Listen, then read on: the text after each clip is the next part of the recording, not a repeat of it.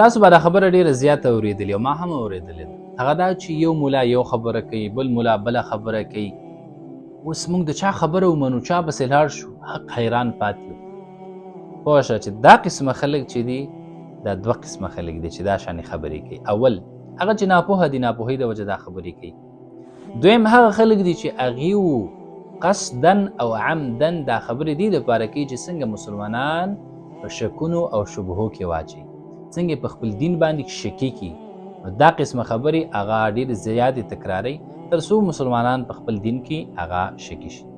همدغه خلک چې کله به دنیا ته راواړي، هغه خلک چې هغه ناپوهه دي په دین کې، ځان ناپوهه ګڼي په دین کې، او دا بانه کې چې اوس که زه کوم ملا خبره ومنم چې کله دنیا ته راواړي. یو مثال دله درکړم چې کله دیو کې یو کس هغه مریض شي، مثلا د معدې بیمار شي، نو دیو دې دپاره د معدې ډاکټر ګوري.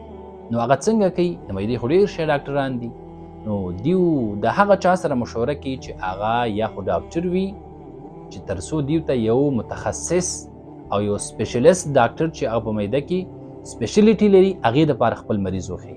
نو چا هر چا سره مشوره هم نه کوي، هغه چا سره مشوره کوي چې د دې فیلډ سره د دغې طبقي خلکو سره چې دی مشوره کوي. مثلا یا هغه خلک چې دوايي خرڅوي، یا هغه خلک چې ډاکټرانو سره یې واسطه ډېروي، او یا د کلي ډاکټر نه پوښتنه کوي چې یو ښه ډاکټر راته وښیوه چې هغې ته د خپل مریض بوزم. نو دې وخت کې دیو چې دی ډېر پوهېږي، لیکن چې کله دیني مسله راشي بیا وایي زه خو نه پوهېږم، دا خبره ومنم که خبره ومنم. دنیوي کارونو کې چې دی ډېر تک نه وي. حتی کله چې ټماټر اخلي، ټماټر هم 5-6 ځای پوښتنه کوي او ریټونه ګوري چې دې ریټ څنګه دی، دا بل ریټ څنګه دی، کوالټي ګوري چې دا ښه ټماټر دی که دا ښه ټماټر. وروسته د دې نه چې دی په منډۍ کې بیا یې ځان دپاره ټماټر اخلي. لیکن کله چې دین مسله راشي بیا وایي زه خو نه پوهېږم، دا مولا دا قیسې کوي، هغه مولا قیسې کوي، زه کوم طرف ته راشم.